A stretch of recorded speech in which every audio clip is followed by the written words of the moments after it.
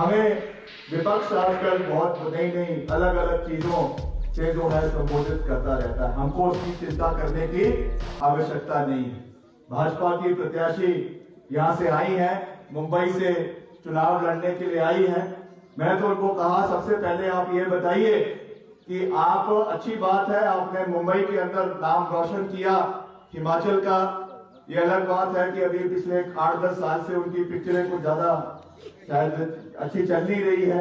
अभी आखिरी पिक्चर एक आई थी तो मैं कहीं रिव्यू उसका पढ़ रहा था, जो थिएटर वाले थे उन्होंने पिक्चर जो है 1 हफ्ते पहले ही उसको बंद कर दिया थिएटर में, क्योंकि खाली थी।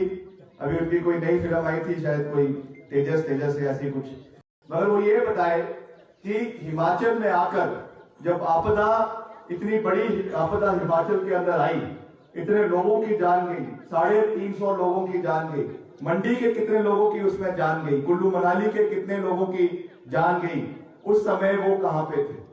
वो कहती है कि मैं तो भैया बॉलीवुड की अभिनेत्री थी, उस समय तो मेरी कोई ड्यूटी बनती नहीं।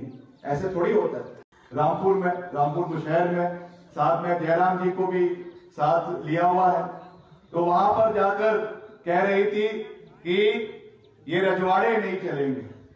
उनको सबसे पहले तो शायद इतिहास के बारे में कोई जानकारी नहीं।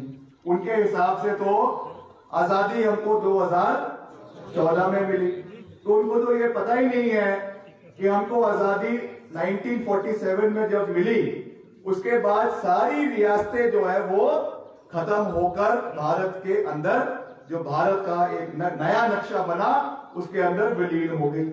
उसके बाद राजा वीरभद्र सिंह जी चुनाव लड़े। चुनाव तो वो मंडी संसदीय क्षेत्र से लड़े, जिसका रामपुर केवल एक छोटा सा हिस्सा था।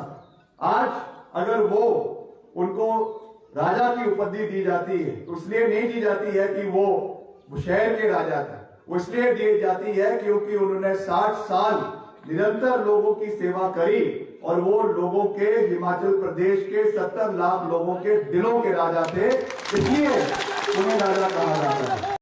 उनकी एजुकेशनल क्वालिफिकेशन क्या है, कितना इन्होंने इतिहास पढ़ा है, कितना उन्होंने भूगोल पढ़ा है, कितना उन्होंने इकोनॉमिक्स पढ़ी है,